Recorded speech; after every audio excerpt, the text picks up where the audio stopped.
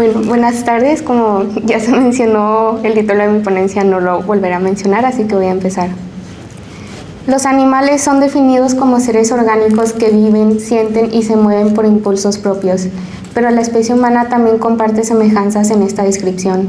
La diferencia de un animal humano y un animal no humano es la razón, por lo que al animal no humano se le conoce y clasifica como animal no racional y al animal humano como animal racional. Si esta es la única diferencia en magnitud que tenemos con los animales, ¿por qué los humanos se creen superiores en una magnitud de gran escala sobre los animales y comparten la vivencia, el sentir y los impulsos? A lo largo de toda la existencia, los humanos se han hecho cargo de demostrar su completo poder y dominación hacia los animales, utilizarlos como alimento o asimila, vestimenta, diversión en la caza o carreras con distintas especies. Para los humanos, el fin y objetivo de la existencia de los animales es servir a la comunidad de la vida humana, sin pensar en la complejidad que son estos seres, simplemente por la diferencia racional. Es momento de analizar nuevamente su existencia, alejándonos de la configuración antropocentrista y preguntarnos por la configuración valorativa que el ser humano le otorgó, así como su ente, ya que es un error pensar que no existe su valor como seres existenciales porque no se nombra o no se piensa. No conocemos su percepción porque no la entendemos, y si no la entendemos no significa que no tenga importancia. Todas las especies animales tienen la voluntad de vivir. Su instinto y afinidades nos demuestran una conciencia distinta a la del ser humano, pero con una importancia y complejidad única del sistema natural que les fue otorgado para su supervivencia. La capacidad animal del placer y el dolor no nos es ajena por no ser entendible en la percepción antropocentrista y utilitarista del ser humano. La evaluación ética y ontológica muestra al animal como un sujeto con capacidad de sentir, una capacidad y función que es demostrada en toda la existencia animal, pero ignorada por el humano, olvidando la importancia de la relación activa de los animales con el mundo, afectando la existencia de todas las especies animales, racionales o no racionales. La vida de los animales es un tema que se ha hablado durante varios momentos de la historia, pero nunca ha tenido la importancia de vida. En la actualidad esta cuestión es más conocida y discutida. Esto ha hecho surgir diferentes debates y polémicas sobre cómo es el trato correcto a esta especie no humana. Sin duda se ha cuestionado si está bien o mal utilizarlos para diferentes cosas como la equitación, caza, deportes, alimentación, vestimenta, etc. Estamos en un punto de la historia donde se debe cuestionar más que nunca nuestras acciones. Se tiene el poder de decidir si hacer un bien o un mal a un ser. La libertad de elección debe utilizarse para cuestionar todo acto que realizamos hacia otros seres, no solo los humanos, también los animales. La comodidad que nos brinda la explotación hacia los animales es difícil cambiarla porque su mayor justificación es ser parte de la tradición y el ciclo de vida. El uso de los animales está tan arraigado e insertado en nuestras vidas que intentar ver por ellos es algo complicado y controversial. Es importante darle el lugar debido y merecido a la existencia de los animales. No se debe de igualar su valor e importancia a la de un ser humano porque son especies distintas. Es como intentar clasificar la función de elementos químicos en uno mismo. Cada uno tiene su valor, clasificación e importancia. La existencia animal es diferente a la del ser humano. No por ello significa que se debe colocar su ente en la clasificación de los humanos. Se debe reconocer su propio lugar como ente sintiente. La ontología estudia los caracteres fundamentales del ser, preguntando por lo que uno entiende del mundo y configurando las determinaciones del ser. Tales determinaciones se hallan en todas las formas y en todos los modos de ser particulares. El ser es la propiedad que tienen los entes de existir para poder comprenderlo e interpretarlo. Se debe entender el ser como ser en sí, es decir, el ente. El ente es algo determinado, señal que algo existe. Es el objeto en sí. Para tratar al ser hay que investigar el ente en su generalidad, en lo que tienen en común. Aquí estoy haciendo una pausa para dejar en claro la distinción entre ente y ser, porque yo sé que a lo mejor no muchos lo conocemos, o bueno, yo cuando entré a la facultad no sabía cuál era la diferencia. Cuando hablo de ente me refiero al objeto en sí, a lo que es, y cuando hablo de ser es el concepto abstracto, el acto de ser. Espero que ya con esta distinción quede un poquito más clara mi ponencia. Continúo. El ente tiene un límite que le da la figura a las cosas. Solo el hombre tiene la capacidad de abrir los límites del ente. Límite refiriéndose a lo que está ahí, hasta lo que se nos permite conocer. Abro cita. El ente será interrogado, por así decirlo, respecto de su ser. Para que el ente pueda presentar, empero, sin falsificación los caracteres de su ser, deberá haberse hecho accesible previamente, tal como él es en sí mismo. Cierro cita. Esta accesibilidad requiere una disposición particular, dejar que el ente se muestre desde sí mismo, sin imponer categorías preconcebidas que distorsionen su manifestación original. La cuestión fundamental de la ontología del ente es la interpretación de los fenómenos, una explicación o teoría. La importancia empieza por aprender e interpretarlo, darle un sentido. Todo lo que el ente se nos muestra es un fenómeno, un objeto de conocimiento. Tomar una decisión, discutir la manera de comprender e interpretar el ser sin dar una definición completamente verdadera porque no es posible. Solo se puede llegar a un acuerdo. Hartmann menciona, abro cita, el ser del ente es uno. Por múltiple que sea este último, diferenciaciones del ser son tan solo especificaciones de la manera del ser. Cierro cita. Se tiene que llegar a una interpretación en común teniendo a la vista la distinción como cuestión del ser en la multiplicidad del ente, la recreación del concepto en toda su dimensión. El único ente que puede preguntarse por el ser, el Dasein, es el ser humano. El concepto del ente se da cuando por medio del Dasein inicia el análisis hacia la comprensión del ser. El trabajo del Dasein es el que abre o desvela el ser de los demás entes. Para poder comprenderlo es por medio del lenguaje, de significados. Es parte del ser humano, desde la ontología, indagar en la profundidad de los entes, desde la percepción de los fenómenos. La percepción es esencialmente la presencia directa al mundo desde lo sensible. Abro cita. Todos nos demos cuenta de ello o no, tenemos una cierta concepción del ser y de la verdad que permea nuestro discurso y nuestra acción. Cierro cita. La interpretación errónea del ente lleva a un problema metafísico de cuestiones éticas. Para poder darle una resignificación y recategorización al ente animal, se debe estudiar la ontología animal. Este es el estudio filosófico del modo de ser de los animales no humanos, lo que significa el ser animal, su relación con el mundo, otros seres y consigo mismos. Esta disciplina cuestiona las categorías tradicionales que han subordinado ontológicamente a los animales, relegándolos a una existencia meramente instrumental o secundaria. Los animales no son objetos mecánicos, carecen del lenguaje articulado como el humano, pero pueden percibir y sentir. Su experiencia del mundo es genuina y originaria, no una versión deficiente o disminuida de la existencia humana. No conocemos su percepción porque no la entendemos, y si no la entendemos no significa que no tenga importancia. Ese es el error humano al momento de categorizar y definir el ente animal. Es un error ontológico pensar que no existe porque no se nombra o piensa. Cada animal tiene su mundo y no por eso tiene menos valor. No se debe intentar comparar o clasificar junto al ente humano. Cada uno tiene su propia señal de existencia y la principal de los animales es la sintiencia. Cada especie habita una realidad estructurada según sus capacidades perceptivas y modos de relacionarse con su entorno. Hay que dejar de clasificar lo vivo como lo racional o no para determinar quién tiene el derecho a vivir o no, quién merece cierto trato o ciertas comodidades. Hay millones de especies con modos de ser radicalmente diferentes y es un fallo enfocarse solamente en la racionalidad o el habla. Para determinar la importancia de un ente vivo basta con la simple pregunta: ¿pueden sufrir? Dejar de lado aquellas concepciones utilitaristas y antropocentristas que impiden encontrar, definir y entender el verdadero objeto en sí. La ontología animal es darle el verdadero significado al ente animal, un ente sintiente con la capacidad de sentir dolor y placer. Reconocer esta capacidad implica aceptar que los animales no son meros objetos disponibles para nuestros fines, sino sujetos de experiencia con un bien propio que puede ser afectado por nuestras acciones. Su ser no se agota en su utilidad para nosotros, poseen valor derivado de su propia existencia como centros de experiencia consciente. Abro cita. Restringir las potencialidades de un individuo es injusto e inmoral.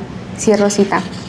La tarea de la ontología animal es desvelar este modo de ser específico sin reducirlo a categorías humanas, permitiendo que el ente animal se muestre tal como es en sí mismo, un ser vulnerable, sintiente y digno de consideración moral. La ética animal busca la consideración moral de los derechos y el bienestar animal, la relación entre humanos y animales. Esta disciplina desafía la concepción tradicional que ha tratado a los animales como recursos disponibles, proponiendo en su lugar un marco donde sus intereses propios merezcan consideración seria. Se argumenta que la capacidad de sufrir es el criterio fundamental para la consideración moral, lo que implica que debemos minimizar el sufrimiento de todos los seres sintientes, independientemente de su especie. El sufrimiento no conoce fronteras de especie. El dolor de un animal no es menos real ni menos importante simplemente porque quien lo experimenta no pertenezca a la especie humana.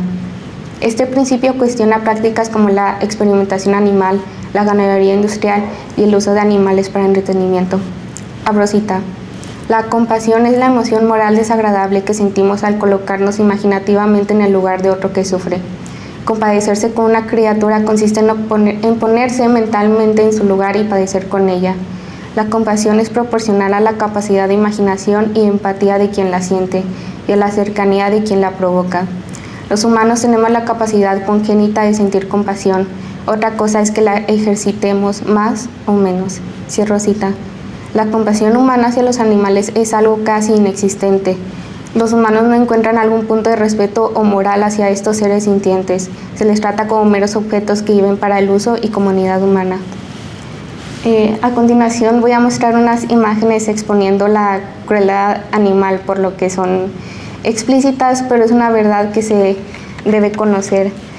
En estas imágenes, así a grandes rasgos o superficialmente, es algo que pasan los animales en las granjas industriales, donde son maltratados hasta morir, se les mata de supuestamente una forma ética, pero para mí no hay una forma ética de matar. Para no alargar mucho, solo quiero exponer que se les explota, se les maltrata y se les hace sufrir hasta el último momento de su vida. Después de la siguiente.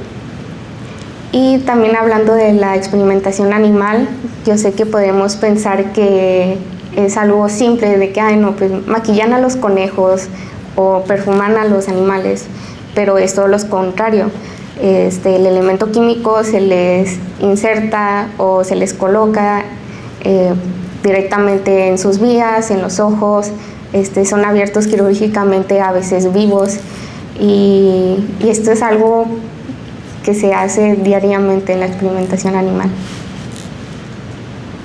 Aquí les dejo un QR por si quieren ver un video de 3 minutos, lo dejo a su consideración, ya que se sigue mostrando un poco más de esta verdad. No puedo mostrar más porque son más cosas explícitas, pero se queda a consideración si quieren seguir descubriendo la verdad. Continúo. La cosificación del animal es tan profunda que sus cuerpos se nombran con términos diferentes una vez convertidos en productos. No vaca, sino carne, no cerdo, sino jamón. Un distanciamiento lingüístico que facilita la desconexión moral y disonancia cognitiva. Por esto cuesta ponerse en el lugar de algún animal porque no encontramos ningún objeto en común que nos haga sentir compasión. Pero los animales nos muestran lo contrario por las capacidades que demuestran con su mera existencia. Observamos en ello el cuidado maternal, el juego, la curiosidad, el miedo ante el peligro, el deseo de libertad, todas manifestaciones de una vida interior compleja que contradice la narrativa de su supuesta inferioridad e insensibilidad. En muchas sociedades del pasado seguramente se pensaría que sí. Sin embargo, en la actualidad se opina normalmente de forma bastante distinta. Lo que esto nos enseña es que no nos podemos fiar de algo porque sea una tradición, pues ello no supone que esté justificado. A lo largo de la historia ha sido habitual que los seres humanos hagan y acepten cosas que al día de hoy nos parecen horrorosas e inaceptables. Se han llevado a cabo guerras, matanzas, violaciones masivas y genocidios. Es momento de dejar de lado las tradiciones que usan, explotan y matan animales. Los animales existen en el mismo mundo que los humanos. Merecen tener el derecho a vivir en el lugar de existencia que se les dio, así como a todos los seres vivos. Hablando de números, para así entender la magnitud de la seriedad sobre la cantidad de animales que son utilizados, maltratados y asesinados en México cada año, se expone la siguiente tabla. En zoológicos sufren y mueren 1.200 a 1.500 animales. En laboratorios sufren y mueren alrededor de 761.934 animales. Y en granjas sufren y mueren alrededor de 46.863.235.962 animales. Esto solo es a lo largo de un año y en México. Para que piensen en la gravedad, si solo es en un lugar, imagínense en todo el mundo. Continúo. La justicia no consiste solo en tratar igual a los iguales, sino en reconocer las necesidades particulares de cada ser. Los animales no necesitan votar o estudiar, pero sí necesitan no sufrir, no ser confinados, no ser separados de sus crías, no ser tratados como mercancías. Extender la consideración moral a los animales no es un acto de caridad o benevolencia, sino de justicia elemental. Reconocer finalmente que su capacidad de sufrir les otorga estatus moral propio, independiente de su utilidad para nosotros. La sintiencia animal constituye el fundamento ontológico y ético más importante para comprender el modo de ser de los animales no humanos. Abro cita. Esta palabra deriva del latín sentiens, que siente, y designa la capacidad de un ser para tener experiencias y sentir dolor, placer y sufrimiento de una manera subjetiva. Cierro cita. La sintiencia se define como la capacidad de experimentar subjetivamente sensaciones y emociones, de tener vivencias conscientes de placer y dolor, bienestar y sufrimiento. No se trata meramente de reacciones mecánicas o reflejos automáticos ante estímulos externos, sino de una experiencia interna. Hay algo que es ser ese animal, una perspectiva desde la cual el mundo se presenta de cierta manera. Un animal sintiente no solo responde al dolor retirándose de su fuente, sino que experimenta ese dolor como algo desagradable, como un estado que desea evitar. Esta capacidad ha sido ampliamente documentada por la neurociencia, la etología y otras disciplinas científicas que han identificado estructuras cerebrales nerviosas en mamíferos, aves, peces e incluso algunos invertebrados, así como comportamientos complejos que indican procesamiento emocional y memoria del sufrimiento. La sintiencia implica que el animal no es indiferente a lo que le sucede. Su vida puede ir mejor o peor según sus experiencias. Tiene intereses propios en evitar el sufrimiento y buscar el bienestar. Reconocer la sintiencia animal significa aceptar que estos seres no son meros objetos o recursos disponibles, sino sujetos de experiencia con un bien propio que puede ser dañado o promovido por nuestras acciones. La pregunta importante no es si los animales pueden razonar o hablar como nosotros, sino si pueden sufrir, y la evidencia científica o la observación cotidiana confirman que sí. El reconocimiento de los derechos animales desde que son seres sintientes de placer y dolor son aptos para ser tomados en cuenta en una consideración moral y respetar su vida desde la bondad y la voluntad animal. Las obligaciones hacia los derechos de los animales en una realidad ideal es el cumplimiento y la búsqueda del respeto a toda vida como una experiencia subjetiva, siendo así sujetos de justicia. No solo los humanos deben ser considerados como merecedores de derechos por ser seres racionales, sino todo aquel ser viviente sintiente. Reconocer a los animales por esta capacidad cambia radicalmente la ideología y comportamiento hacia otras especies. Se debe separar la idea del utilitarismo para considerar a un ente como importante. Si se tiene que agregar una justicia por conveniencia, sería que conviene mantener vivos a los animales por el ecosistema y la biodiversidad, ya que brindan la vitalidad y el equilibrio que el planeta necesita para que todos los seres puedan sobreexistir.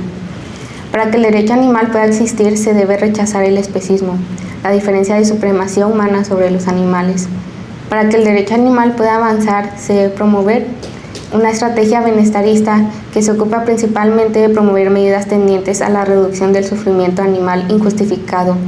Pero la estrategia fundamental es el de la abolición, rechazar y extinguir cualquier sufrimiento animal, cuestionar el estatus ontológico de los animales como seres de consideración moral. Muchas gracias.